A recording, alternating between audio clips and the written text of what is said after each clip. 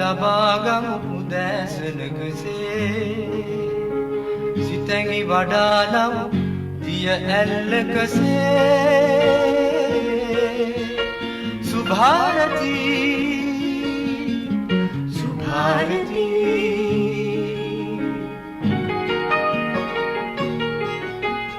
දෙසවන සරසන වදනින සිතුවිලි උපදින හඬකින ඔබගේ නිවහන සොයා ඇදේ සුභාරතී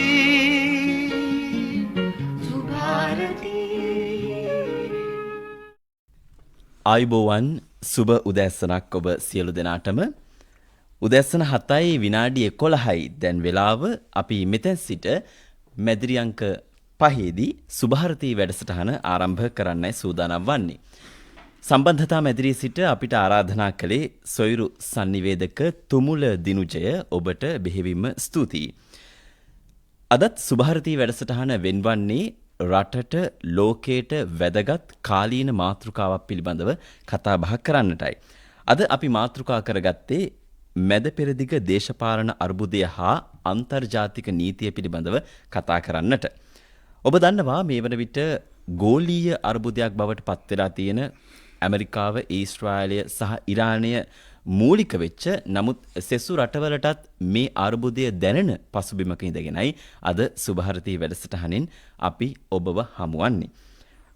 මේ වෙනකොට දැන් අල් ජසීරා පුවත් සේවය වාර්තා කරන පරිදි ඉරානයේ ගෝලීය ඉන්ධන සැපයුම් පිළිබඳ කනස්සල්ල මැද්දේ තෙල් හා ගෑස් මිල ගණන් ගෝලීය වශයෙන් ඉහළ යමින් පවතිනවා. තවදුරටත් මේ ඒ වගේම ඉරානයට විශේෂයෙන්ම පීඩාකාරී විදිහට නැත්නම් බාධාකාරී විදිහට ඉරානයේ උත්තරීතර ናයකයා මීට දින කිහිපයකට පෙර ඝාතනය වුණා.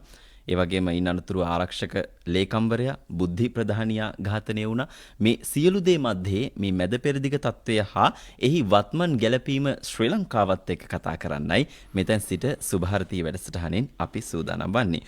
අපි ආරාධනා කළේ කොළඹ විශ්වවිද්‍යාලයේ නීති පීඨයේ කතිකාචාර්ය නීතිඥ කුසල් අමරසිංහ මහතාට අපි ඔබතුමාව ස්වදේශීය සේවයට බොහොම ගෞරවයෙන් පිළිගන්නවා. ආයුබෝවන් සුබදසන. හොඳයි, අපි මේ මැද පෙරදිග අර්බුදකාරී තත්ත්වයක් එක්ක මේ පසුගිය පෙබරවාරි මාසයේ 28 වෙනිදා පෙබරවාරි මාසයේ අන්තිම දවසේ මේ නිර්මාණය වෙච්ච ඇමරිකානු, ඊශ්‍රායල, ඉරාන මේ වෙනකොට යුද්ධමය වාතාවරණයක් වෙලා තියෙනදී මේ එල්ල කළපු ප්‍රහාරවල නීත්‍යානුකූල භාවය මොන වගේද? ඔව්, දැන් අපි මූලිකවම සාකච්ඡා කරන්නට ඕනේ දැන් මේ කාරණය දැන් අන්තර්ජාතික යුද්ධමය තත්ත්වයක් වර්ධනය වෙලා තියෙන්නේ මේ මොන හේතු සාධක මතද කියන එක අපි මූලිකවම විග්‍රහ කරගත යුතුයි කියලා මම හිතනවා. මූලිකවම බලන්න ඕනේ දැන් මේ කියන ගැටුමට දීර්ඝ ඉතිහාසයක් තියෙනවා. විශේෂයෙන්ම විවිධ දේශපාලනික සංස්කෘතිකමය සාධක රාශියක් වටා ගොනු මේ මෑත කාලීනව සිදුවෙච්ච නැත්තම් මේ පෙබරවාරි 28 වෙනිදා ඇමරිකා එක්සත් ජනපදයේ සහ ඊශ්‍රායලය විසින් ඒකාබද්ධව ඉරානයට සිදු කළ ප්‍රහාරයේ ආසන්නතම පසුබිම අපි සාකච්ඡා කළොත් විශේෂයෙන්ම අපි දන්නවා මීට ඒ සිදුවීමට පෙර ආතුව ඇමරිකා එක්සත් ජනපදයේ වෙනිසුලාව සම්බන්ධයෙන් මොන වගේ ප්‍රවේශයකට දවතීරණය වුණේ කියලා. වෙනිසුලාවේ හිටපු ජනාධිපතිවරයා පැහැරගෙන ඇමරිකාවට රැගෙන ආවා. ඔහුට ඇමරිකානු අධිකරණයේ ඉදිරියේ නඩු පැවරුවා. මේ කාරණාත් එක්ක ඇමරිකානු ජනාධිපතිවරයා ප්‍රකාශ කළා පැහැදිලිවම දැන් වෙනිසුලා වෙළඳපළ ඇමරිකානු සමාගම් වලට විවෘතයි කියන කාරණේ. එතකොට මේ කියන කාරණයක් එක්කම තමයි අපි මේ පෙබරවාරි 28 ප්‍රහාරය සාකච්ඡා කළ යුත්තේ. මොකද ඇමරිකාවට විශේෂයෙන්ම මේ ට්‍රම්ප් පාලනය සමග ඇමරිකාවට විශේෂ අවශ්‍යතාවයක් තිබුණා ගෝලීය වශයෙන් ඔවුන්ගෙන් ගිලිහෙමින් තිබුණු වෙළඳපළ ආධිපත්‍ය නැත්නම් ඔවුන් ගොඩනගාගත්තු ඒ වෙළඳපළ අධිරාජ්‍ය නැවත යථාවත් කරන්න ඔහුගේ සටන් පාඨය වුණෙත් මේ ඇමරිකා ග්‍රේට් අගේන් කියලානේ ඔහු තමන්ගේ ඡන්ද ව්‍යාපාරය මෙහෙව්වේ. එතකොට 2008 ආර්ථික අර්බුදයත් සමගින් පසුබෑමකට ලක් වෙච්ච සමහර ආර්ථික විද්‍යාඥයෝ කියනවා තවමත් ඒ පසුබෑම ඇමරිකානු ආර්ථිකයේ කම්පණය කරනවා කියලා. ඉතින් ඒ පසුබෑමට ලක් වෙමින් තිබුණු ආර්ථිකයේ ඒ ග්‍රහණය නැවත ළඟා කර ගැනීමේ අරමුණින් තමයි ට්‍රම්ප් තමන්ගේ ඡන්ද ව්‍යාපාරයේ මෙහෙව්වේ. ඉතින් ඔහු මූලිකවම ඔහුගේ ආර්ථිකමය අරමුණු සාක්ෂාත් කරගන්නට ප්‍රධාන පියවරක් විදිහට තමයි මේ අපි දන්නවා පෙට්‍රෝ ඩොලර් නැත්නම් මේ වෙන විට හැමෝම වගේ දන්න මාතෘකාවක් මේ පෙට්‍රෝලියම් නැත්නම් ඛනිජ තෙල් ගනුදෙනු සඳහා ඩොලර් භාවිතා කිරීම කියන කාරණය අඛණ්ඩව රඳා පවත්වාගෙන යෑමේ අරමුණෙන් තමයි ඔහු තමන්ගේ මේ භාවිතාවන් ඉදිරියට ගෙනාවේ. එතකොට වෙනිසුලාව ආක්‍රමණය කිරීම තුළ ඔහු බලාපොරොත්තු වුණා එතෙක් කාලයක් අපි දන්නවා වෙනිසුලාව කියන්නේ සෞදි අරාබියටත් වඩා බොරතෙල් පවතින රාජ්‍යයක්. නමුත් ඔවුන් තවමත් ඒ බොරතෙල් සමහර විට ඔවුන් වෙළඳපළට නිකුත් කරලවත් නැති බොරතෙල් සංචිත ඔවුන් සතුව තියෙනවා. මේ කාරණය නිසාම වෙනිසුලානු වෙළඳපළ ඇමරිකානු සමාගම් වෙත විවෘත කිරීමත් ඒ තුළ ඇමරිකාවට අවශ්‍ය කරන බොරතෙල් ලබා ගැනීමට ඔහු යම් ආකාරයකින් කටයුතු සූදානම් කරලා තියෙන මොහොතක තමයි මැද පෙරදිගට මේ ඊශ්‍රායලයේ ආරාධනය මත ඔහු යන්නේ. නැත්නම් අපි කිව්වොත් ඊශ්‍රායලයට අරමුණක් තිබුණා මැද පෙරදිග ඔවුන් මුහුණ දෙන ඔවුන්ගේ අරමුණුත් සමග ගැටෙන රාජ්‍යයන් මර්ධනය කරන්නට විශේෂයෙන්ම ඉරානයෙන් ඔවුන්ට විශාල අභියෝගයක් එල්ල වෙලා තිබුණා. පසුගිය කාලය තුලත් ඉරානය සහ ඊශ්‍රායලය අතර යුද ගැටුම් වාර්තා වුණා. මේ කියන කාරණාත් එක්ක ඊශ්‍රායලය විසින් සිදු කළ ආරාධනයක ප්‍රතිඵලයක් විදිහට තමයි ඇමරිකානු රාජ්‍යයත් මේ ගැටුමට මැදිහත් වෙන්නේ. ඒක තමයි මම දකින විදිහ. එතකොට ඔවුන් ඇයි මැද පෙරදිගට යන්නේ? ඒ කාරණේ ඉස්සෙල්ලාම අපි සාකච්ඡා කරනවා. මේ මැද පෙරදිගට යාම තුළ විශේෂයෙන්ම අපි දකිනවා ඉරානය කියන්නේ මැද පෙරදිග ගල්ෆ් කලාපයේ ගල්ෆ් සහයෝගිතා ව්‍යාපාරයේ සමාජික රාජ්‍යයන් එක්ක ඉන්න රටක් නෙමෙයි. අපි දන්නා ඇමරිකා එක්සත් ජනපදය පෙට්‍රෝ ඩොලර් ක්‍රමය හඳුන්වා දීමත් එක්ක ඔවුන් පොරොන්දු වෙනවා ගල්ෆ් කලාපයට ආරක්ෂාව සපයන්න. ඒ වෙනුවට පෙට්‍රෝලියම් ඩොලර් සමගින් හුවමාරු කරන්න නැත්නම් ගනුදෙනු කරන්න කියන ඒ පොරොන්දුවත් සමග. එතකොට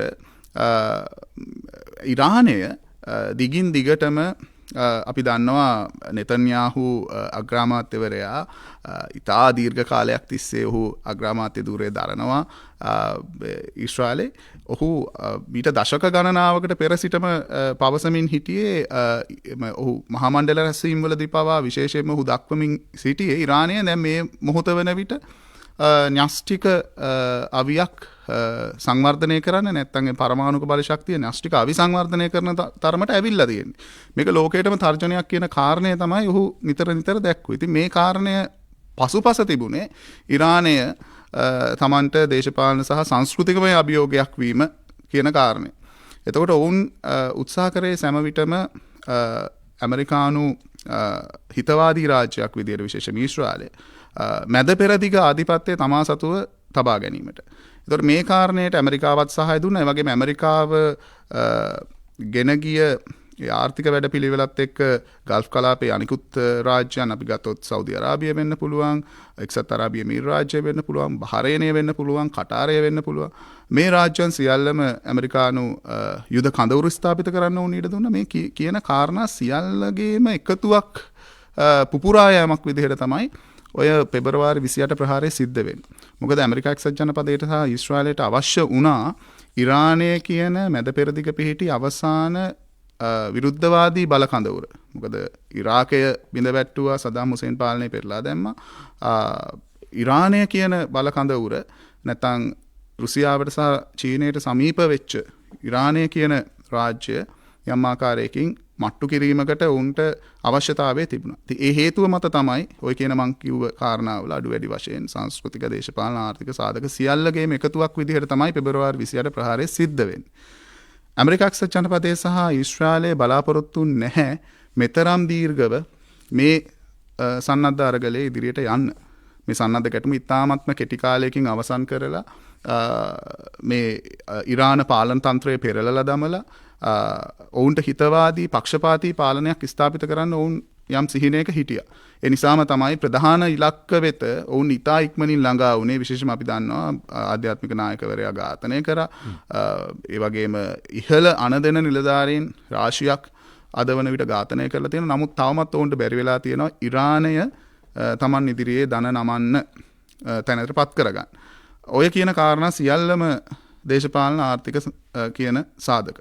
එතකොට ඒ කාරණාත් එක්ක තමයි ඕන් මේ යුද්ධයට අවතීර්ණ වෙන්නේ. ඔබතුමා ඇහුවේ බොහොම වැදගත් ප්‍රශ්නයක්. මේ ප්‍රහාර අන්තර්ජාතික නීතිය යටතේ සාධාරණීකරණය කරන්න පුළුවන්ද කියලා. දැන් මේ ප්‍රශ්නයට අපි පිළිතුරක් දෙද්දී අපි මුලින්ම සාකච්ඡා කරන්න ඕනේ මොකක්ද අන්තර්ජාතික නීතිය කියන්නේ කියලා. දැන් අන්තර්ජාතික නීතිය කියලා නීතියක් තියෙනවද නැද්ද කියන ප්‍රශ්නයත් සාමාන්‍යයෙන් කෙනෙකුට අහන්න පුළුවන්. මේ වගේ තත්ත්වයන් නැති වෙන්නේ මේ නීතියක් තියෙන නිසාද නැත්නම් මේ නීතිය තිබ්බට වැඩක් නැහැ මේ යුද්ධයන් මේ ලෝකයේ මෙහෙම තියෙනවා නම් කියලා. විශේෂයෙන්ම අපි සාකච්ඡා කරන්න ඕනේ අන්තර්ජාතික නීතිය ගොඩනැගෙන්නේ රාජ්‍යයන් සතුව පවත්නා හොඳ හිත මත. ඒ කියන්නේ රාජ්‍යයක් තවත් රාජ්‍යයක් එක්ක කොහොමද ගනුදෙනු කරන්නේ? ගනුදෙනුවේදී ඔවුන් රාජතාන්ත්‍රිකව ගනුදෙනු කරනවද නැද්ද කියන කාරණේ මත තමයි අන්තර්ජාතික නීතියේ සියලුම බැඳියාවන් තීරණය වෙන්නේ. ප්‍රධාන මූලධර්මයක් තමයි අන්තර්ජාතික නීතියේ මේ ගිවිසගත් බැඳීම් එනයින්ම සත්භාවයෙන් ඉෂ්ට කරන්නට ඕන. හැම රාජ්‍යයක්ම Taman එකඟ වෙච්ච බැඳීම් ඉෂ්ට කරන්න සත්භාවයෙන් බැඳෙනවා.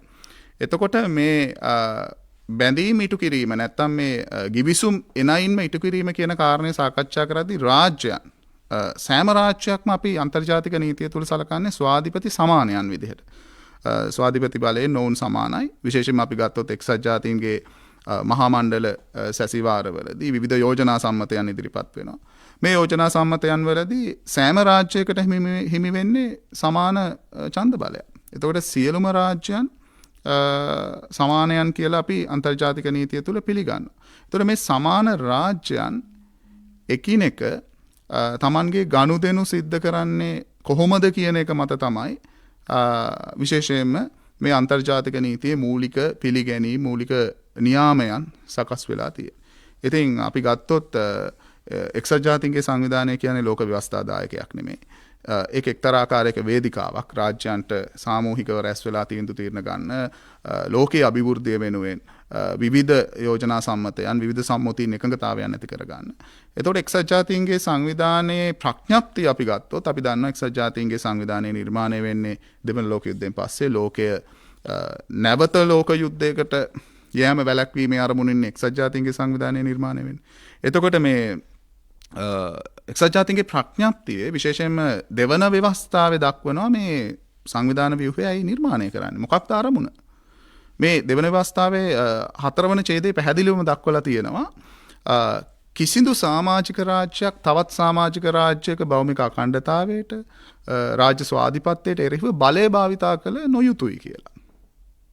ඔබතුමා අහපු ප්‍රශ්නේ මේ යුද්ධය සාධාරණීකරණය කළ හැකිද අන්තර්ජාතික නීතියට? එතකොට ඔය රීතිය අනුව කිසිදු රාජ්‍යයකට තවත් රාජ්‍යයකට එරෙහිව බලය භාවිතා කරන්න බෑ. බලය භාවිතා කරනවා use of force. බලය භාවිතා කරනවා කියන්නේ මොකද්ද? රාජ්‍යයක් තවත් රාජ්‍යයක් ආක්‍රමණය කිරීමක්, යුද වැදීමක් සිද්ධ කරන්නට බෑ. ඒ කියන්නේ ලෝක සාමය ආරක්ෂා කරගන්න හැම රාජ්‍යයක්ම අර ගිවිසගත් බැඳීම එනයින්ම ඉෂ්ට කරන්න බැඳෙන්නට ඕනේ. ඒක තමයි රීතිය. හැබැයි ওই රීතියට ව්‍යතිරේකයකුත් තියෙනවා. ඔය රීතියට ව්‍යතිරේකය දක්වනවා එක්සත් ජාතීන්ගේ ප්‍රඥප්තියේම 51 වන ව්‍යවස්ථාවට අපි ගියාන් පස්සේ පැහැදිලිවම දක්වනවා. කිසියම් රාජ්‍යයක බහුමික අඛණ්ඩතාවයට එරෙහිව තර්ජනයක් සිද්ධ වුණොත් නැත්නම් යුදමය ආක්‍රමණයක් සිද්ධ වුණොත් ඒ කියන්නේ අපි දන්නවා නීතිය කියන දේ තියෙනවා හැබැයි නීතිය උල්ලංඝනය විය හැකි අවස්ථාවක් තියෙනවා. අපි දේශීය නීතිය ගත්තොත් අපරාධ නීතියක් රටේ තියෙනවා හැබැයි අපරාධ වෙන්නේ නැහැ කියලා අපිට පූර්වේක්ෂණය කරන්නට බැහැනේ අපරාධ සිද්ධ වෙනවා. ඒ වගේ තමයි අන්තර්ජාතික නීතියේ රීතියක් දක්වනවා යුද වදින්නට එපා අනිත් රාජ්‍යයන් එක්ක කියලා. නමුත් කිසියම් හමුදාමය ආක්‍රමණයක් සන්නද්ධ ගැටුමක් හටගත්තොත් සෑම රාජ්‍යයකටම පවතිනවා මේ නෛසර්ගික අයිතියක් inherent right නෛසර්ගිකයි. ඒ රාජ්‍යයට ඒක උරුමයි. ඒ අයිතිය මොකක්ද? ස්වයං ආරක්ෂාවේ අයිතිය. ඒක කේවල වශයෙන් හෝ සාමූහික වශයෙන් ස්වයං ආරක්ෂාවේ අයිතිය තහවුරු කරගන්න අවශ්‍ය ක්‍රියාමාර්ග ගන්න රාජ්‍යයකට අවසරය තියෙනවා. හැබැයි එතෙන්ට යම් සීමාවක් තියෙනවා. අන්තර්ජාතික නීතිය යටතේ එක්සත් ජාතීන්ගේ ආරක්ෂක කවුන්සිලය ගෝලීය සාමය ආරක්ෂා කරගන්න මැදිහත් වන තුරු ඒ ආරක්ෂාවේ අයිතිය නැත්නම් ස්වයං ආරක්ෂාවේ අයිතිය ක්‍රියාත්මක කරන්න රාජ්‍යයන්ට අවසරය තියෙනවා. ඔන්න ඔය කියන රීතිය සහ ව්‍යතිරේකයත් එක්ක තමයි අපි මේ සන්නද්ධ ගැටුමේ ආරම්භයට අවධානය යොමු කරන්නට ඕනේ. එතකොට පෙබරවාරි 28 අපි දන්නවා මේ යම් ආකාරයකින් ඇමරිකා එක්සත් ජනපදයේ සහ ඊශ්‍රායලය ඉරානයට ප්‍රහාර එල්ල කරන්නේ යම් ආකාරයක උන් ප්‍රකාශ කරනවා මේ අපි ප්‍රහාර එල්ල කරන්නේ මේ යම් විදිහකට අපිට ප්‍රහාර එල්ල වෙන්නට පෙර ආතුව. උන් කියන ප්‍රිඑම්ප්ටිව් ස්ට්‍රයික් එකක් නැත්තම් අපිට ප්‍රහාර එල්ල වෙන්නට පෙර ආතුව ඔවුන්ව මර්ධනය කිරීමේ අරමුණින් නැත්තම් අපේ ආරක්ෂාව අපි පෙර ආතුව සලසා ගැනීම සඳහා තමයි මේ ප්‍රහාර එල්ල කරන්නේ. එතකොට මේ පදනම මත ඔවුන් සාධාරණීකරණය කරන්නට උත්සාහ කරනවා ඉරානයට එල්ල කළ ප්‍රහාරය. හැබැයි පැහැදිලිවම අන්තර්ජාතික නීතිය යටතේ අපි ගත්තොත් අර මං කලින් කිව්ව රීතිය පැහැදිලි ලෙසම උල්ලංඝනය කිරීමක්. මොකද මේ ඉතාමත්ම මෑත දිනයකදී ඇමරිකා එක්සත් ජනපදයේ ත්‍රස්ත විරෝධී නැත්නම් ප්‍රතිත්‍රස්ත ඒකකයේ ප්‍රධානියා ඔහු ඉල්ලාස් වුණා ජනාධිපතිවරයාට ඒ සම්බන්ධයෙන් ඔහු ලිඛිතව දැනුම් දීලා ඔහු ප්‍රකාශ කරේ කිසිසේත්ම ඉරානයේ අපිට ජාතික ආරක්ෂාවට තර්ජනයක්ව සිටි රාජ්‍යයක් නෙමෙයි කියලා. ඒක මෑතකදී තර්ජනයක් කරේ නැහැ. නැහැ කියන කාරණේ. කියන්නේ දිගින් දිගටම ඊශ්‍රායලය උත්සාහ කරා ඇමරිකාවත් ඇදගෙන මේ කාරණයට ප්‍රවිෂ්ඨ වෙන්න මීට පෙර සිටම. හැබැයි මේ අවසාන මොහොතේදී ඇමරිකාව කොහොම හරි මේකට එළඹුණේ මේ ඊශ්‍රායලය කරපු බලපෑමත් එක්කම ඉරානය වැට්ටීමේ අරමුණේ. ඒතකොට ඉරානය න්‍යෂ්ටික වශයෙන් ඔවුන් පරමාණුක බලශක්තිය පිළිබඳව ඔවුන්ගේ පර්යේෂණ දිගින් දිගටම සිද්ධ කරා. ඔවුන්ට එරෙහිව එල්ල වෙච්ච එකම චෝදනාව තමයි ඔවුන් න්‍යෂ්ටික අවියක් නැත්නම් පරමාණුක අවියක් නිර්මාණය කිරීමේ එලිපත්තේ සිටින්නේ කියන උපකල්පනය මත තමයි මේ හැම අවස්ථාවකදීම ඊශ්‍රායලය සහ ඇමරිකා එක්සත් ජනපදයේ මේ කාරණා ගොඩ නැගුවේ. එතකොට ඔය පදනමම තමයි ඔවුන් යොදාගත්ත මේ ප්‍රහාරයටත්. හැබැයි ඔය පසුපස තියෙන්නේ මම අර කලින් කිව්ව දේශපාලනික ආර්ථික සාධක. ඔවුන්ට අවශ්‍ය වුණා මේ රෙජිමේ පෙරලන්න. ඉතින් ඒ නිසාම තමයි ඔවුන් පළමු දින කිහිපය ඇතුළත මේ ඉරාන පරිපාලනයේ ඉහළම නායකයින් ඝාතනය කරන්න ඔවුන් කටයුතු කළේ. ඉතින් එතකොට අපි ගත්තොත් අන්තර්ජාතික නීතිය අනුව මේ කාරණේ පැහැදිලිවම නීත්‍යානුකූල නොවන ප්‍රහාරයක්. ඊළඟට අපි ඉරානයේ පැත්තෙන් ගත්තොත් ඉරානයට තියෙනවා නීත්‍යානුකූල අයිතියක්, නෛසර්ගික අයිතියක්. තමන්ගේ ආත්ම ආරක්ෂාව වෙනුවෙන් කටයුතු කරන්න. එතකොට ඉරානයේ ඊශ්‍රායලයට සහ ඇමරිකානු ඔවුන් පැහැදිලිව ප්‍රකාශ කරා ඔවුන් අසල්වැසි රාජ්‍යයන් වල නැත්නම් අපි ගත්තොත් ගල්ෆ් කලාපයේ රාජ්‍යයන් වල ඇමරිකානු දේපල ඔවුන් කියනවා ඇමරිකන් ඇසට්ස් ඇමරිකානු දේපල වෙත තමයි ඔවුන් ප්‍රහාර එල්ල කරන්නේ. එතකොට ඇමරිකානු යුද කඳවුරු වෙන්න පුළුවන්, ඇමරිකානු හමුදා කඳවුරු වෙන්න පුළුවන්. එතකොට ගුවන්පත, ඒ වගේම රේඩාර් මධ්‍යස්ථාන. දැන් මේ මෑත කාලීනව නම් ඔවුන් මූල්‍ය පද්ධතියටත් යම් ආකාරයකින් ප්‍රහාර එල්ල කරන්න ආරම්භ කරා බැංකුව වෙත පවා. එතකොට මේ කියන කාරණාත් එක්ක ඔවුන් ප්‍රහාර එල්ල කරන්න ඔවුන් සාධාරණීකරණය කරන්න යොදාගත්ත තර්කය තමයි නීත්‍යානුකූලව අපි මේ ප්‍රතිප්‍රහාර එල්ල කරන්නේ අපේ ස්වාධිපත්‍යයට බාධා කරපු රාජ්‍යයන්ට එරෙහිව. ඊශ්‍රායලට අපි ඍජුවම ප්‍රහාර එල්ල කරනවා.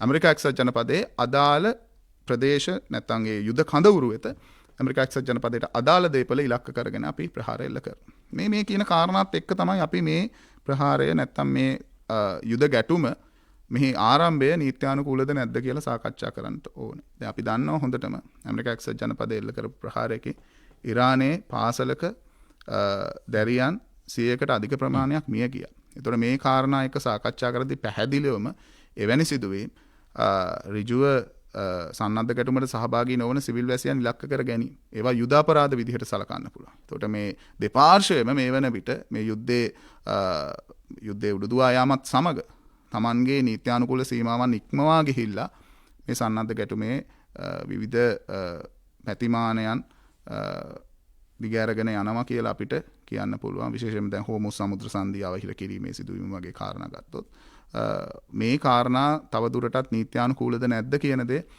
මම හිතන්නේ අපිට ඉදිරියට සාකච්ඡා කරන්න පුළුවන්. ඒකට ආරම්භයක් විදිහට ගත්තොත් මේ සන්නද්ධ ගැටුමේ මූලික අඩිතාලම වැටෙන්නේ ඇමරිකා එක්සත් ජනපදයේ සහ ඊශ්‍රායලය එල්ල කරන ලද ප්‍රහාරයෙන් එය නීති විරෝධී පැහැදිලිවම අන්තර්ජාතික නීතිය අනුව. ඒ වගේම ඉරානයට පෙරලා නැවත ප්‍රතිප්‍රහාර දැක්වීමේ අයිතියක් තියෙනවා. නමුත් ඒ අයිතිය සීමා වෙනවා යුදමය ඉලක්ක වෙත පමණක්. ඒ තමයි අන්තර්ජාතික නීතියේ තියෙන පදනම ස්වභාවය. දැන් ඔබ කිව්වා වගේ දැන් ශ්‍රී ලංකාව අනුගමනය කරන්නේ මේ වෙනකොට මේ ඇත්තටම මධ්‍යම ස්ථානයක තමයි ශ්‍රී ලංකාව ඉන්නේ. කාටවත් පක්ෂපාතී නැහැ.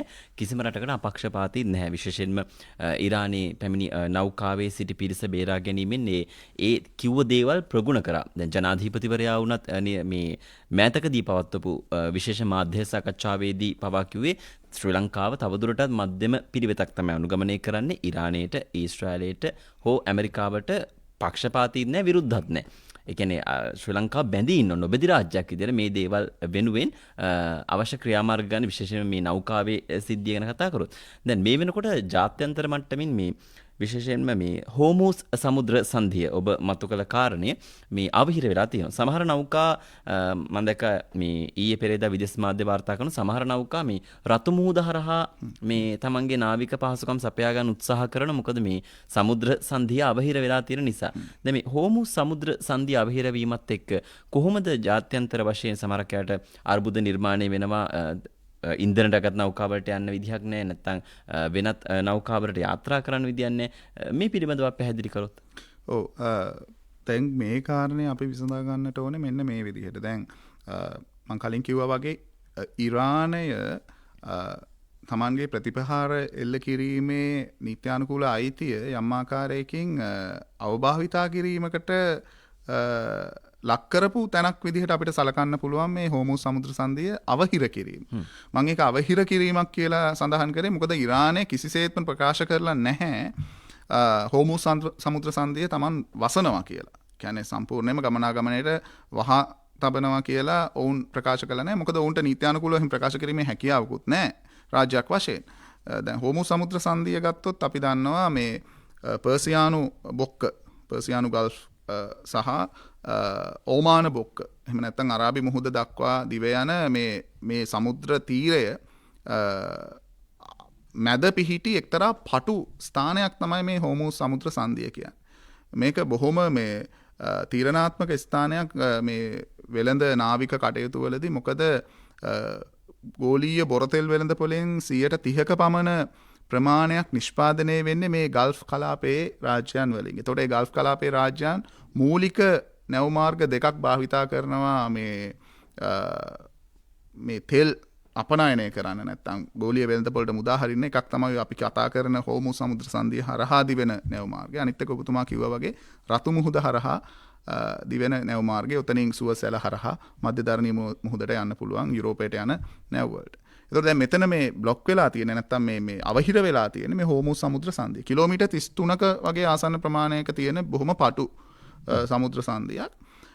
අපි මුලින්ම ලියා ගන්න ඕනේ මේ සමුද්‍ර සංධියක් කියන්නේ මොකක්ද? මේක නීත්‍යානුකූල කාරණයක් තියෙනවානේ. අන්තර්ජාතික නීති. මෙතෙන්ට අදාළ වෙන්නේ අන්තර්ජාතික සාගර නීතිය.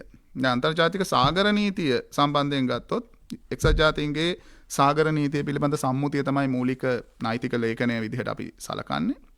දැන් මේ එක්සත් ජාතීන්ගේ සාගර නීතිය පිළිබඳ සම්මුතියේ ප්‍රධාන වශයෙන් දක්වනවා කොහොමද මේ සාගර කලාප බෙදිලා වෙන්නේ කියන කාරණයක්. එතකොට මේ සමුද්‍ර සංධියට අදාළ මුහුදු කලාපයේ උතුරු කොටස නීත්‍යානුකූලව අයත් වෙන්නේ ඉරානයට. දකුණු කොටස අපි දන්නවා ඒ තුඩුවක් ආසන්නයේ තමයි මේ සමුද්‍ර සංධිය තියෙන්නේ. ඕමානයට තමයි, ඕමානයට සහ එක්සත් අරාබි එමිරාත් රාජ්‍ය කියන මේ රාජ්‍යයන් දෙකට තමයි මේ සමුද්‍ර සීමාවේ දකුණු කොටසේ නීත්‍යානුකූල අයිතිය තියෙන්නේ.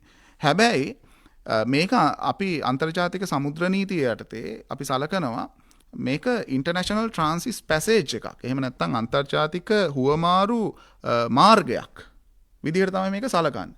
මොකද ඒ රාජ්‍යයන් වෙත දැන් උදාහරණයක් අපි ගමු අපේ ඉන්දියාව අතර තියෙන පෝක් සමුද්‍ර සංධිය. ඒ වගේ දැන් පෝක් සමුද්‍ර සංධිය හරහා ඉතා ගැඹුරු යාත්‍රා යෑමේ හැකියාවක් නැහැ. නමුත් දැන් මේ සමුද්‍ර සංධිය අන්තර්ජාතික නාවික ගමනාගමනය තුළ ඉතාමත්ම වැදගත් සමුද්‍ර මාර්ගයක් මැද පිහිටලා තියෙනවා. මේ නිසා අර මං කිව්ව අන්තර්ජාතික හුවමාරු මාර්ගවල නැත්නම් ඉන්ටර්නැෂනල් ට්‍රාන්සිට් පැසේජ් කියන මේ වගේ සමුද්‍ර තීරයන් වල රාජ්‍යයන්ට අයත් මුහුදු සීමාවක වුණත්, මම මේ කියන කාරණේ හරි වැදගත්. රාජ්‍යයන්ට අයත් මුහුදු සීමාවක වුණත් සාමකාමී අරමුණු වෙනුවෙන්, ඒ කියන්නේ වාණිජ්‍ය වෙන්න පුළුවන්, සිවිල් කටයුතු වෙන්න පුළුවන්. නාවික ගමනාගමනයට ඒ මාර්ගය නිදහස්ව පැවතිය යුතුයි. ඒ තමයි අන්තර්ජාතික නීතිය. දැන් ඉරානයේ නගන තර්කය මොකක්ද? දැන් ඉරානය Tamanගේ යුදමේ ශක්තියට අමතරව මේ කියන උපාය මාර්ගික කාරණයක් යුද්ධයට ඇඳාගෙන ඉන්නේ. ඉරානයේ නගන තර්කය තමයි අපි සමුද්‍ර සංධිය අවහිර කරලා නැහැ සම්පූර්ණයෙන්. අපි කරලා තියෙන්නේ මේ සමුද්‍ර සංධිය හරහා යාත්‍රා කරන සතුරු නැව්වලට, සතුරු රාජ්‍යයන්ට අයත් නැව්වලට අපි යන්නට දෙන්නේ නැහැ. ඒතකොට දැන් මෙතන තියෙන කාරණේ තමයි කවුද මේ සතුරු රාජ්‍යයන් කියන දේ. ඔවුන් පැහැදිලිවම දක්වනවා ඇමරිකානු සහ ඊශ්‍රායල යාත්‍රා මේ රාජ්‍යයන්හි දජයන් යටතේ යෙදෙන මේ නාවික ගමනේ යෙදෙන යාත්‍රාවලට ඍජුවම අපි පහර දෙනවා. ඒ වගේම තමයි කිසියම් රාජ්‍යයක් අපේ සතුරු පාර්ශ්වයන්ට පක්ෂපාතීත්වය දක්වනවා නම් ඔවුන්ටත් අපි යන්නට දෙන්නේ නැහැ. එතකොට මේ කියන කාරණය සාකච්ඡා කරද්දී අපිට පැහැදිලි බහුතරයක් යාත්‍රා මෙතනින් එහාට යන්නේ ගල්ෆ් කලාපයේ රාජ්‍යයන් වලට අයත්, එහෙම නැත්නම් සමහරට ඇමරිකානු නාවික සමාගම් වලට අයත් යාත්‍රා වෙන්නට පුළුවන්. ඒ වගේම තමයි මේ වෙන විට යුරෝපා සංගමයක් ඉන්නේ අම්මාකාරයක අර දෙගිඩියාවක ඇමරිකාවට ඔවුන් ප්‍රකාශිතව සහයෝගය දෙන්නෙත් නැහැ. නමුත් ඉරානයට ඔවුන් කිසිසේත්ම සහයක් ලබා දෙන්නක් සිද්ධ කරන්නෙත් නැහැ. ඒතකොට යුරෝපීය යාත්‍රාවලටත් ඔවුන් යාම අවහිර කරලා තියෙනවා. ඉතින් ඊටමත් සීමිත වශයෙන් මම හිතන්නේ ඉන්දියානු දජය යටතේ යාත්‍රා කරන යාත්‍රාවක් මම හිතන්නේ ඔවුන් අවසර දුන්නා. ඒ වගේ චීනය, රුසියාව මේ වගේ රාජ්‍යයන් වලට අයත් යාත්‍රාවලට ඔවුන් අවසරය දෙනවා. ඊළඟට ඔවුන් නගන තර්කය තමයි අර පෙට්‍රෝ ඩොලර් නැත්තම් ඇමරිකාව විසින් යොදාගත්තු මේ තෙල් ගනුදෙනු සඳහා ඩොලරය පදනම් කරගත යුතුයි කියන සංකල්පයට ආර්ථිකමය වශයෙන් ඔවුන් ගොඩනගාගත්තු කාරණයට පහර දීම සඳහා ඔවුන් කියනවා දැන් යුවාන් වලින් ගනුදෙනු කරනවා නම් අපි අනිවාර්යයෙන්ම මෙතනින් එහාට යන්නට දෙනවා කියලා. ඉතින් මේ කියන සියලුම කාරණාත් එක්ක සලකා බලන්න ඕනේ අපි මේ තියෙන తত্ত্বය. කොහොමත් සමුද්‍ර සංධියක් තනි රාජ්‍යයකට Tamanගේ සිතැඟියාව පරිදි අවහිර කරන්නට බෑ. විශේෂයෙන්ම මෙවැනි අන්තර්ජාතික නාවික ගමන් මාර්ගයක පිහිටි සමුද්‍ර සංධිය. හැබැයි මේ කාරණය අපි කියනවා සාධාරණීකරණය කරන්නට ඉරානයේ භාවිතා කරන තර්කය තමයි අපි සමුද්‍ර සංධිය අවහිර කරලා නැහැ. අපි පහර දෙන්නේ මේ සන්නද්ධ ගැටුමක් පවතින තත්වයක්. මේ සන්නද්ධ ගැටුමේදී අපිට විරුද්ධවාදී වන රාජ්‍යයන්හි පාර්ශවයන්හි යාත්‍රා වෙත පමණයි. එතකොට ඔවුන් ඒ තර්කය යොදන්නේ ඔවුන් මේ සිදු කරන ක්‍රියාවලිය යම් ආකාරයකින් නීත්‍යානුකූල භාවයක් ඇති දෙයක් කියලා හේතු ගන්නවන්න. හැබැයි අපි සාකච්ඡා කළ යුතු කාරණය තමයි මේ මොහොත වෙන විට ගෝලීය පොරතෙල් සැපයුමේ සැලකිය යුතු ප්‍රමාණයක් මේ කාරණය නිසා අවහිර වෙලා තියෙනවා. ඉතින් මේ තත්වයක් එක්ක අන්තර්ජාතික නීතිය තුල ඔය කියන කාරණේදී අපි නිගමනය කළ යුතු අවසාන වශයෙන් අපි එළඹිය යුතු තත්වය තමයි කිසිම රාජ්‍යයකට තනිව තීරණයක් අරන් පොදු නාවික මාර්ගයක් අවහිර කරන්නට අවසරයක් නැහැ. ඔබ සවන් දෙමින් සිටින්නේ සුභාරති සංවාද මණ්ඩපයේට. අද අපි සාකච්ඡා කරමින් ඉන්නේ මැද පෙරදිග දේශපාලන අර්බුදය හා අන්තර්ජාතික නීතිය පිළිබඳව. උදැසන 7යි විනාඩි 40යි දැන් වෙලාව.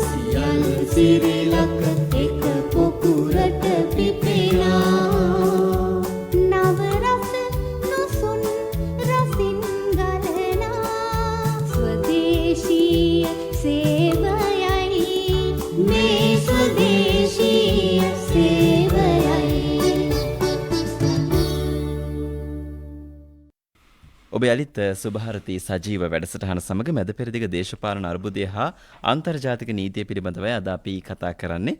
කොළඹ විශ්වවිද්‍යාලයේ නීති පීඨයේ කතිකාචාර්ය නීතිඥ කුසල් අමරසිංහ මහතායි අද මැදිරියේ ඉන්නේ. ඉතින් ස්වදේශීය සේවයේ Facebook පිටුව පැත්තට ආවොත් මේ මැදිරි අංක 5 ඉන්න අපිව දකින්නත් ඔබට පුළුවන්. දැන් මේ ජාත්‍යන්තර නීතිය පැත්තෙන් ගත්තොත් මේ ලංකාව කියන්නේ ජාත්‍යන්තර නීතියට යටත් වෙන රටක්. එතකොට මේ ඇමරිකාව, ඉරානය, ඊශ්‍රායලය මේ තියෙන අර්බුදයත් එක්ක ලංකාවට මේ තත්ත්වයේ බලපෑම සහ සාමාන්‍යයෙන් අපි දැන් ඉරානයට උපකාර කරා. මොකද ඉරානයේ නෞකාවකට තමයි අවශ්‍යතාවය ආවේ. ඒ අවශ්‍යතාවය අනුව ලංකා රජය මේ දේවල් උපකාර කරා සහ ඒ දේවල් වලට යොමු වුණා. ජාත්‍යන්තර මට්ටමින් ගත්තොත් මේ ලංකාව තුළ දැන් තියෙන භූමිකාව මොන වගේද මේ ජාත්‍යන්තර මට්ටමේ සහ මේ ඇත්තටම අර්බුදකාරී තත්ත්වයක් දැන් නිර්මාණය වෙලා තියෙනවා. එහිදී ජාත්‍යන්තරත් එක්ක බලද්දී අපේ තත්ත්වය මොකක්ද? ඔය සුරු මහත්මයා බොහොම වැදගත් තැනකට ආවේ. මොකද දැන් අපි මෙතනදී निराකරණය කරගන්නට ඕන. දැන් මම කලින් කිව්වා මේ යුද්ධය කියන කාරණේ ආරම්භ වුණේ නීත්‍යානුකූල නොවන තත්වයක් තුළ. ඒ කියන්නේ අන්තර්ජාතික නීතිය යටතේ එක්තරා රීතියක් උල්ලංඝනය කරමින් තමයි මේ සන්නද්ධ ගැටුම ඇමරිකා එක්සත් ජනපදයේ සහ ඉරානය අතර නිර්මාණය වුණේ කියලා. එතෙන්දී අපි අදාළ කරගත්තේ අන්තර්ජාතික පොදු අන්තර්ජාතික නීති. අපි කියනවා රාජ්‍යයන් අතර සම්බන්ධතාවය නිර්ණය කරන්නේ මේ නීති තන්ත්‍රය ඔස්සේ. පොදු අන්තර්ජාතික නීති. ඊළඟට අපි කතා කරා මේ හෝමුස් සමුද්‍ර සන්ධිය අවහිර කිරීමේ සිදුවීම සම්බන්ධයෙන්. එතෙන්ට අදාළ වුණේ අන්තර්ජාතික සාගර නීතිය. ඔබතුමා සාකච්ඡා කරන්නේ ශ්‍රී ලංකාව මධ්‍යස්ථ රාජ්‍යයක්. අපි කියනවා නිෂ්ක්‍රීය රාජ්‍යයක්, නියුට්‍රල් කන්ට්‍රි එකක්. අන්තර්ජාතික සන්නද්ධ ගැටුමක් හටගෙන තිබෙන මොහොතක ඒ සන්නද්ධ ගැටුමේ කිසිදු පාර්ශවයකට දායක නොවි සිටින රාජ්‍යයක් විදිහට අපිට වගකීම් නිර්මාණය වෙන නීති තන්ත්‍රයන් කිහිපයක් තියෙනවා. කලින් කිව්වා වගේ පොදු අන්තර්ජාතික නීතිය යටතේත් වගකීම් නිර්මාණය වෙනවා. ඔබතුමාට සඳහන් කරපු ඉරාන නාවික යාත්‍රාව බේරා ගැනීම සිදුවීම සම්බන්ධයෙන් සාගර නීතිය යටතේ අපිට වගකීම් නිර්මාණය වෙනවා. ඒ වගේම තමයි යුද තත්වයක් තුල ක්‍රියාත්මක වන අන්තර්ජාතික යුද නීතිය එහෙම නැත්නම් මානුෂවාදී නීතිය යටතේ අපිට වගකීමක් නිර්මාණය වෙනවා. අපි නිෂ්ක්‍රීය රාජ්‍යයක් වුණත්. දැන් මේ අවස්ථාවේ අපි මූලිකවම සාකච්ඡා කළ යුතු දෙයක් තමයි අපි 1971 දී ශ්‍රී ලංකාවේ මූලිකත්වයෙන් ඉදිරිපත් කරපු යෝජනා සම්මතයක් ප්‍රකාරව මහා මණ්ඩලයේදී සම්මත වෙනවා යෝජනාවක් ඉන්දිය සාගර කලාපයේ සාම කලාපයක් ලෙස පවත්වාගෙන යා යුතුයි කියලා. නමුත් අද වන විට ඒ තත්ත්වය යම් ආකාරයකින් විවිධ බල පාර්ශවයන්ගේ චීනය වෙන්න පුළුවන්, ඉන්දියාව වෙන්න පුළුවන්, ඇමරිකා එක්සත් ජනපදය වෙන්න පුළුවන්. ඔවුන්ගේ මැදිහත් වීමත් මත ඒක යම් ආකාරයකින් අද වන විට දියාරු ස්වරූපයක් දරන තත්වයක තමයි තියෙන්නේ. ඉතින් කොහොම වුණත් ඔය කියන සිදුවීම ඔබතුමා සඳහන් කරේ අර ඉරාන නාවික යාත්‍රාව ඇත්තටම නාවික යාත්‍රා දෙකක සිදුවීමක්නේ අපිට ආසන්න වුණේ. මෙතෙන්දි පළවෙනි සිද්ධිය තමයි මේ ඉරානය සතුව තිබුණු ඔය යුද යාත්‍රාවක් ඇමරිකා එක්සත් ජනපදයට අයත් සබ්මැරිනයක් මගින් ටෝපිටෝ ප්‍රහාරයකින් ගිල්වා දැමීම. ඔවුන් සහභාගී වෙමින් හිටියා ඉන්දියාවේ විශාඛාපට්නම්හි යුද අභ්‍යාසයකට, නාවික අභ්‍යාසයකට. ඔවුන් ඒ අවසන් වෙලා නැවත ඉරානය බලා යමින් සිටියේදී තමයි මේ ප්‍රහාරයට ලක් වෙන්නේ. ඔවුන් ශ්‍රී ලංකාව වටා තමයි යාත්‍රා කරමින් සිටියේ. එතකොට මේ ප්‍රහාරය එල්ල වුණේ කොතනද? ඒක අංක 1. කිසියම් රාජ්‍යයකට අන්තර්ජාතික සාගර නීතිය යටතේ කිසියම් රාජ්‍යයකට දේශභූමික අධිකරණ කලාපය තුල, ඒ කියන්නේ අපි කියනවා ටෙරිටෝරියල් වෝටර්. එහෙම නැත්නම් අපි කියනවා ඒ රාජ්‍යයේ දේශීය ජල තීරය. අන්තර්ජාතික සාගර නීතිය යටතේ අපි ගත්තොත් වෙරළ තීරයේ සිට නාවික සැතපුම් 12කට ආසන්න ප්‍රමාණයක්. නාවික සැතපුමක් කියන්නේ කිලෝමීටර් 1.8කට වගේ ආසන්න ප්‍රමාණයක්. එවැනි ඒකක 12ක්. නාවික සැතපුම් 12කට ආසන්න ප්‍රමාණයක් රාජ්‍යයේ දේශීය අධිකරණ පාත්‍රතාවයට යටත්. ඒ කියන්නේ රටේ සාමාන්‍ය නීතිය ඒ තැන්වලදී අදාළයි. මෙවැනි තත්වයකදී යුද ප්‍රහාරයක් විදේශ රාජ්‍යයකට ඒ රාජ්‍යයේ ඒ අධිකරණ පාත්‍රතාවය ඇතුළේදී සිද්ධ කරන්නට බෑ.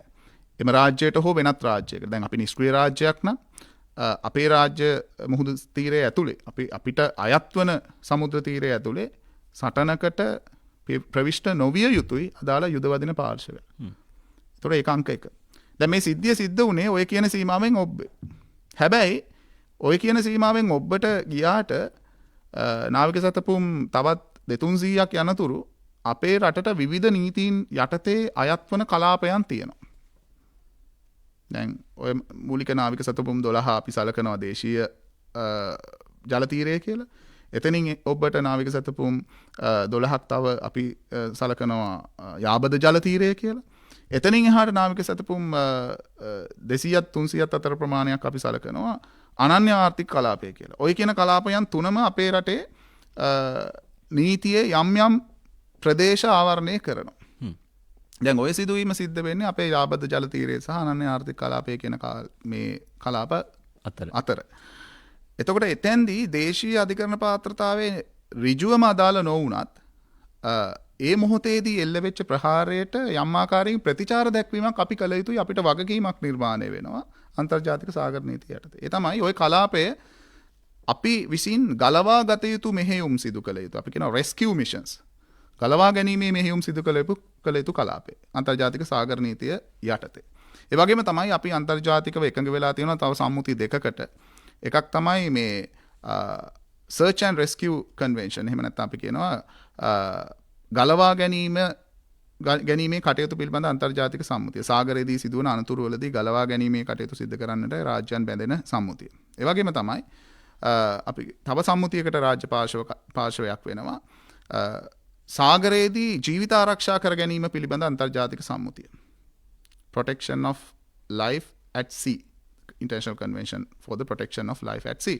මෙන්න මේ කියන සම්මුතියින් සියල්ලටම අපි රාජ්‍ය පාර්ශවයක් වෙන නිසා අපිට යම් ආකාරයකින් අදාළ වන මුහුදු කලාපයක අපි ගලවා ගත යුතු මෙහෙයුම් සිදු කළ යුතු මුහුදු කලාපයේ සිදු වී තියෙන සිද්ධියක් නිසා අපි ඊට මැදිහත් වුණා. ඒක අනිවාර්යයෙන්ම අපි සිදු කළ යුතු රාජ්‍ය වගකීමක්. අපි ඒ නිවැරදිව සිද්ධ කරලා තියෙනවා.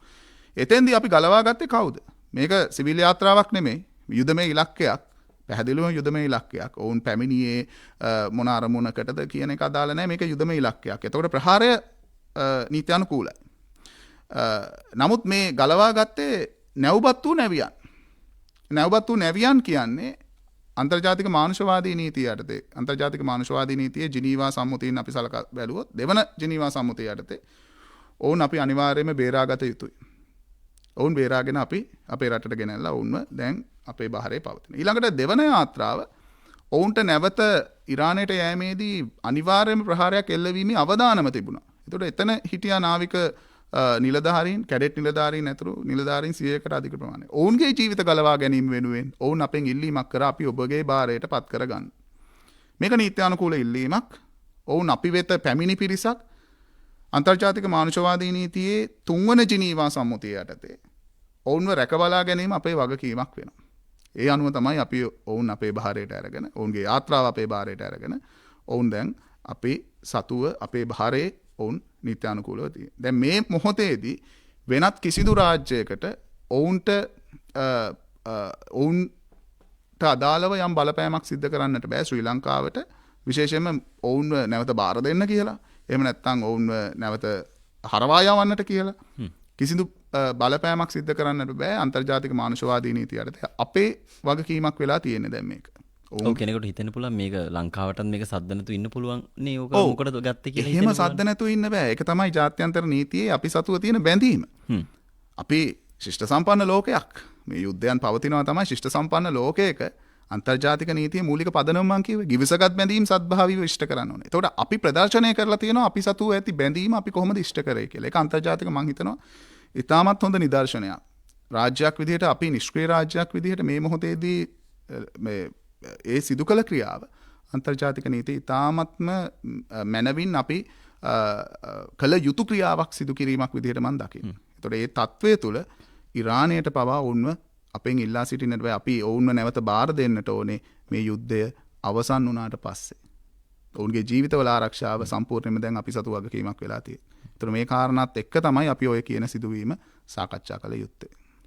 අපි සුභාරතී වැඩසටහනේ අවසාන විනාඩි 4-5ක් වැනි කාලේ ඉන්නකොට මම ඔතුමාගේ අවසාන වශයෙන් දැනගන්න කැමතියි. මේක දීර්ඝ වශයෙන් සාකච්ඡා කළ යුතු මාතෘකාවක් දැන් ඉවර කරලා එහෙම යන්න බැරි මාතෘකාවක්. නමුත් දැන් ජාතික ගුවන් විදුලියේ ගුවන් කාලයේ වැඩි ප්‍රමාණයක් වෙන් කරලා තියෙනවා මේ අර්බුදකාරී වාතාවරණයේදී ලංකාව පැත්තෙන් තියෙන දේවල් ගැන කතා කරන්නට. දැන් එක්සත් ජාතීන්ගේ සංවිධානයේ එක්සත් ජාතීන්ගේ භූමිකාව සිවිල් වැසියන් ආරක්ෂා කිරීම නැත්නම් ජනතාව රැක ගැනීම තමයි අංක 1 වෙන්න ඕන. මොන යුද්ධයක් තිබුණත් සමහරකට අපිට ගොඩනැගිලි රථවාහන මේ දේවල් යලි ගොඩනගා ගන්න පුළුවන් වුණත් මේ සිවිල් වැසියන්ගේ ජීවිතය වඩාත්ම වැදගත් වෙන්නේ. එක්සත් ජාතීන්ගේ භූමිකාව සහ මේ සිවිල් වැසියන් ආරක්ෂා කර ගැනීමේ කටයුතු පිළිබඳව කතා කරන්න ඕන විනාඩි 3-4ක් වගේ කාලෙදී. ඔව්. ඊටම කෙටියෙන් අපි සාකච්ඡා කරොත් එක්සත් ජාතීන්ගේ සංවිධානය කියන්නේ ලෝක ආණ්ඩුවක් නෙමෙයි. ඒක අංක 1. ගෝලීය වශයෙන් මම අර කලින් කිව්වා වගේ රාජ්‍යයන් එකතු වෙලා හදාගත්තු පොදු වේදිකාවක්. එතකොට මහා මණ්ඩලය වෙන්න පුළුවන්, ආරක්ෂක කවුන්සිලය වෙනවා. මේ සියලුම ආයතන රාජ්‍යයන්ගෙන් එකතු වෙලා රාජ්‍යයන්ගෙන් සැදුම්ලත් ආයතන වේවි. එතකොට අපි සලකා බලන්නට ඕනේ කාරණය තමයි අන්තර්ජාතික නීතියේ ප්‍රධානතම පාර්ශවකාරයා වෙන්නේ රාජ්‍යයන්. ඒතර එක්සත් ජාතීන්ගේ සංවිධානයට හැකියාවක් නැහැ රාජ්‍යයන් වෙත අණ දෙන්න. ඒක අංක 1. මොකද බොහෝ දෙනෙක් ප්‍රශ්න කරන දේ තමයි මේ යුද්ධේ මෙච්චර දුරට ඇයි ඇදෙන්න දෙන්නේ එක්සත් ජාතීන්ගේ සංවිධානයට මේක නතර කරන්න පුළුවන් නේ කියලා. ඒ නතර කරන්න පුළුවන් කියන කාරණේ සලකා බලන්නට ඕනේ රාජ්‍යයන්.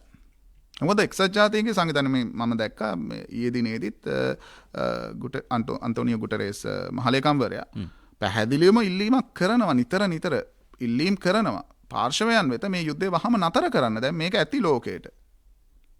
නමුත් රාජ්‍යයන් සතුව තමයි වගකීම තියෙන යුද්ධය නතර කරනවද නැද්ද කියන එක තීරණය කරන්න. මොකද ස්වාධිපති ජාතික රාජ්‍යයන් තමයි අන්තර්ජාතික නීතියේ ඉහළින්ම ඉන්නේ. ඒතර එක්සත් ජාතීන්ගේ සංවිධානයේ තියෙන වගකීම මොකක්ද මෙතෙන්දී? ඔවුන්ගේ වගකීම තමයි මේ සම්බන්ධයෙන් අවශ්‍ය කරන පියවර ගැනීමට පසුබිම සැලසීම. ඔවුන්ට පුළුවන් අවශ්‍ය නම් මහා මණ්ඩලයේ විශේෂ සැසිවාරයක් ඇඳවලා මේ සම්බන්ධයෙන් සාකච්ඡා කරලා යෝජනා සම්මතයක් සම්මත කරගන්න. අපි දැක්ක පහුගිය දවස්වල කොහොමද ආරක්ෂක කවුන්සිලේ මේ සම්බන්ධයෙන් සාකච්ඡා කළේ රැස්ුනේ කියලා. හැබැයි මේ වගේ තැන්වල තියෙනවා නීතිය තුලත් ඉසුරු මහත්මයා මේ ප්‍රායෝගික හිස්තැන්. විශේෂයෙන්ම අපි ගත්තොත් ආරක්ෂක කවුන්සිලේ නිත්‍ය සමාජිකයෝ 5 දෙනෙක් ඉන්නවා. දෙවන ලෝක යුද්ධයෙන් පස්සේ ලෝකයේ බිහි වුණු බලාධිකාරියත් එක්ක තමයි මේ නිත්‍ය සමාජිකයෝ 5 දෙනා නිර්මාණය වෙන්නේ. ඇමරිකා එක්සත් ජනපදය කියන්නේ එතනින් එක්කෙනෙක්. ඒතර අපිට කවදාවත් ඇමරිකා එක්සත් ජනපදයට විරුද්ධව ආරක්ෂක කවුන්සිලේ යෝජනා සම්මතයක් සම්මත කරගන්නට බෑ. මොකද ඔවුන් අනිවාර්යයෙන්ම Tamanගේ නිෂේධ බලය භාවිතා කරනවා මේ මොහොතේදී. ඔවුන්ට සමීප රාජ්‍යයන් බ්‍රිතාන්‍ය වෙන්න පුළුවන්, ප්‍රංශය වෙන්න පුළුවන් නිෂේධ බලය භාවිතා කරනවා. ඉතින් මේ සිද්ධිය මෑතකදී සිද්ධ වුණානේ. ඉරානයේ ප්‍රහාර පිටු දකිමින් ඒට ප්‍රතිචාරයක් වශයෙන් යෝජනාවක් සම්මත වුණා. නමුත් ඇමරිකාව සහ ඊශ්‍රායලට එරෙහිව යෝජනාවක් සම්මත වුණේ නැහැ ආරක්ෂක කවුන්සිලේ. ඉතින් මේ කියන ප්‍රායෝගික ගැටලු සහගත තැන් අන්තර්ජාතික නීතිය ක්‍රියාත්මක කරද්දී තියෙනවා. හැබැයි එක්සත් ජාතීන්ගේ සංවිධානයට ඔබතුමා අර ගත්තු ප්‍රවේශයත් එක්ක මම අවසාන වශයෙන් සඳහන් කරොත් විශේෂ වගකීමක් තියෙනවා. මේ සිවිල් වැසියන්ගේ ජීවිත ආරක්ෂා කරගන්න. අන්තර්ජාතික මානුෂවාදී නීතියේ එක්තරා ප්‍රධාන මූලධර්මයක් තමයි මේ වෙනස් කොට සැලකීම කියන්නේ. යුද්ධයකදී වෙනස් කොට සලකන්න ඕනේ කවුද? යුද වදින පාර්ශවයන් සහ යුද වදින් නැති පාර්ශවයන් අතර වෙනස අනිවාර්යයෙන්ම හඳුනා ගන්නට ඕනේ.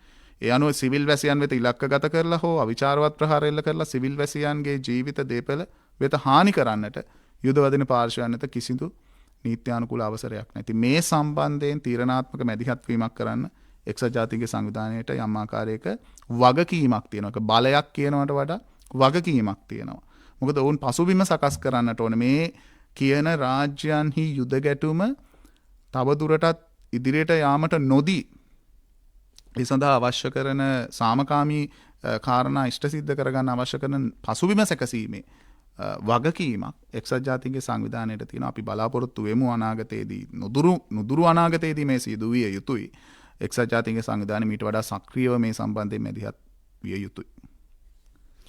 හොඳයි. අපි අපිට ලැබී තිබෙන කාලයත් එක්ක සමුගෙන යන්න සූදානම් වෙන්නේ. අද සිකුරාදා සුභාරතියෙන් අපි සාකච්ඡා කළේ මැද පෙරදිග දේශපාලන අර්බුදය හා අන්තර්ජාතික නීතිය පිළිබඳව. ඉතින් මේක හෝරාවකට ආසන්න කාලයේදී කතා කර අවසන් කරන්න පුළුවන් මාතෘකාවක් නෙමෙයි. නමුත් අපි ගුවන් කාලය භාවිත කරමින් ඔබව දැනුවත් කරා.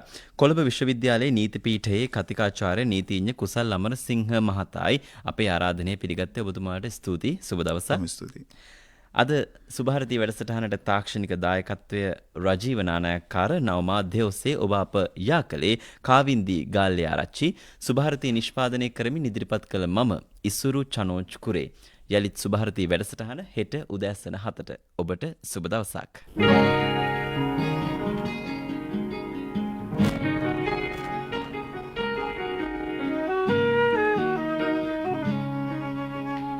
දැනුම ලබාගමු උදෑසනකසේ සිතැඟි වඩාලමු දිය ඇල්ලකසේ සුභාරතී සුභාරතී